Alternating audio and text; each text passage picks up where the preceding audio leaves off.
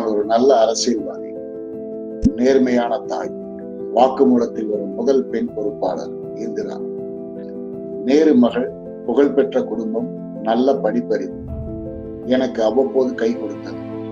மூர்க்க குணம் மட்டுமே அரசியலில் என்னால் வீடு நடை போட வைத்தது எனலாம். காமராஜரால் சுட்டிக்காட்டப்பட்டு பிரதமர் ஆனாலும் காமராஜருக்கு அடிவருட நன்றி கடனுக்காக அவரின் கொள்கைகளை எல்லாம் பின்பற்றவில்லை. தவறா தூக்கி ஜெயில போகும். அவர் காமராஜர் இருக்கட்டும், அதனால் என்ன? இல்லையம்மா, வரலாறு தப்பாக பேசட்டும், தூக்கி போய் இத்தாலிய பெண்ணை மனமுடிப்பது தவறாமா? அவரை அரசியலுக்கு கொண்டு வர மன்னிக்கவும், அவனால் விமானத்தை தான் வழிநடத்த முடியும், நாட்டை அல்ல.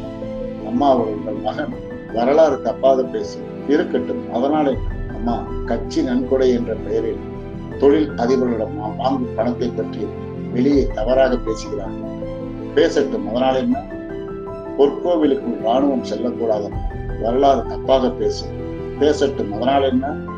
நுழையுங்கள், அடித்து இழுத்து வாருங்கள், அவன் யாராக இருந்தாலும் சரி, தூக்கி வாருங்கள், வரலாறு தப்பாக பேசட்டும். எமர்ஜென்சி வேண்டுமா? வரலாறு மிக மிக மிக தப்பாக பேசும் மாநில கட்சிகள் உங்களை புறம் தள்ளட்டும். தள்ளாது, அடித்து சொல்கிறேன், தள்ளாது.